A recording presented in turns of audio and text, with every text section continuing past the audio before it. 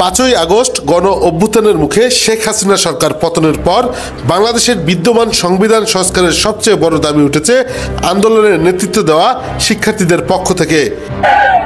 আমাদের প্রথম দফা সেই সংবিধানের মধ্যে দিয়ে শিক্ষা নববোধ রয়েছে, অর্থাৎ নিযুক্তবাদী সংবিধান, ৭৫-এর সংবিধানকে অবিলম্বে বাতিল করতে হবে। এর বাইরেও নাগরিক সমাজ, দেশের সাধারণ নাগরিক কিংবা রাজনৈতিক দলগুলো বিভিন্ন সভা সমাবেশে নানা ধরনের প্রস্তাবনা তুলে ধরছেন। নির্বাচন হলে তার আগে আইনের বদল হবে, নির্বাচন হলে তার আগে সংবিধানের বদল হবে, নির্বাচন হলে তার আগে জনগণের কাছে এই সরকারগুলি কিভাবে টাকা দিবে আর কিভাবে টাকা খরচ করবে, কিভাবে হিসাব দিবে, তার পথ আগে জনগণকে বলতে হবে। অধ্যাপক আলী রিয়াজের নেতৃত্বাধীন সংবিধান সংস্কার কমিশন এরই মধ্যে অংশীজন সহ অনেকের সাথে বৈঠক করেছে।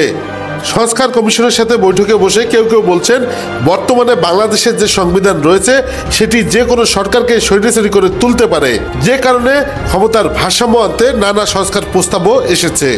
সংস্কার কমিশন এর মধ্যে যেসব পরামর্শ পেয়েছে তার মধ্যে উল্লেখযোগ্য হচ্ছে দ্বিকক্ষ বিশিষ্ট সংসদ চালু, সংবিধান সংশোধন করে তত্ত্বাবধায়ক সরকার ব্যবস্থা ফিরিয়ে আনা, প্রধানমন্ত্রী ও রাষ্ট্রপতির মধ্যে ক্ষমতার ভারসাম্য আনা, প্রাদেশিক সরকার ব্যবস্থা চালু, আনুপাতিক নির্বাচন ব্যবস্থা চালু, প্রধানমন্ত্রীর নির্বাহী ক্ষমতা কমানো সহ একজন ব্যক্তিকে 2 মেয়াদের বেশি প্রধানমন্ত্রী না রাখার বিষয়টি সংবিধানে যুক্ত করতেও পরামর্শ দিয়েছেন অনেকে।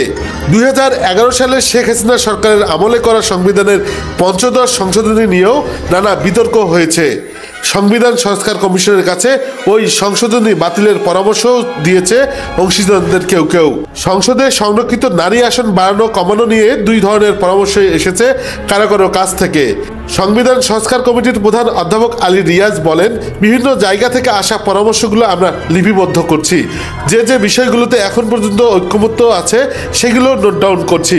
বিভিন্ন অংশীজন বিশেষজ্ঞদের বাইরেও রাজনৈতিক দলগুলোর কাছ থেকেও লিখিত প্রস্তাব চাওয়া হয়েছে। নাগরিকদের জন্য অনলাইনে সংবিধানের বিভিন্ন বিষয়ে তাদের মতামত জানানোর ব্যবস্থা রাখা হলেও বাস্তবে খুব অল্প সংখ্যক মানুষকেই অনলাইনে মতামত দিতে দেখা গেছে।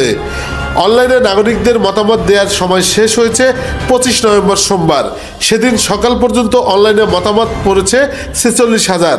সাধারণ মানুষদের অনেকেই বলছেন তারা জানেন না এই মতামত দেওয়ার বিষয়ে। এদিকে গণ অভ্যুত্থান পরবর্তী বাংলাদেশ বর্তমানে সংসদ কার্যকর নেই, যে কারণে সংবিধান সংস্কারের প্রস্তাবগুলো কিভাবে অনুমোদন করা যায় সেটি নিয়েও নানা মতামত আসছে। এক্ষেত্রে কারো কারো পরামর্শ গণপরিষদ গঠন করে সংবিধানের অনুমোদন করা, আবার অনেকে বলছেন সংস্কার প্রস্তাবগুলো চূড়ান্ত করে পরবর্তী নির্বাচিত সরকারের কাছে দিলে তারা তা সংসদে অনুমোদন করবে। অন্যতম প্রধান রাজনৈতিক দল বিএনপি সংসদের বাইরে সংবিধান পরিবর্তনের বিরুদ্ধে একই ধরনের মতামত এসেছে জামাতে ইসলামের পক্ষ থেকেও।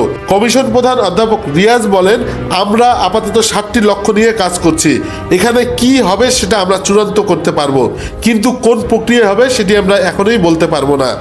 এই কমিশন মনে করছে রাজনৈতিক দলগুলো হয়তো শেষ পর্যন্ত কিছু কিছু প্রস্তাবে একমত নাও হতে পারে। সেক্ষেত্রে দেশের বেশিরভাগ মানুষ যদি ওইসব প্রস্তাবের পক্ষে তাদের সমর্থন জানায়, তাহলেই সেসব সংস্কার প্রস্তাব গুরুত্ব পাবে এই সংবিধান সংস্কার কমিশনের কাছে। ডেস্ক রিপোর্ট, লালমিহাট নিউজ।